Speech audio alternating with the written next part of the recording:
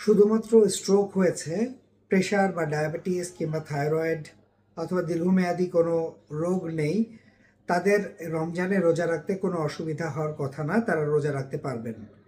তবে যাদের উচ্চ রক্তচাপ, শ্বাসকষ্ট, ডায়াবেটিস এবং থাইরয়েড এই জাতীয় রোগগুলোর জন্য ওষুধ নিয়মিত খেতে হয়, কিন্তু প্রেশার বা ডায়াবেটিস, শ্বাসকষ্ট এগুলো নিয়ন্ত্রণে আছে, তারাও চিকিৎসকের পরামর্শ অনুযায়ী ওষুধ সেবন করলে রোজা রাখতে পারবেন। কিন্তু যাদের ডায়াবেটিস, উচ্চ রক্তচাপ বা হার্ট ফেইলিওর এগুলো একদম নিয়ন্ত্রণে নেই, ডায়াবেটিসের জন্য অনেক উচ্চ মাত্রায় ইনসুলিন নিতে হয়, তাদের ক্ষেত্রে আসলে রোজা না রাখাটাই উত্তম।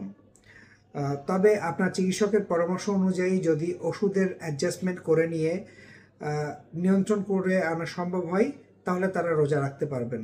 আল্লাহ আমাদেরকে এই রমজানে রোজা রাখার তৌফিক দিন। আপনারা আমার জন্য দোয়া করবেন, আমরা আপনার জন্য দোয়া করব।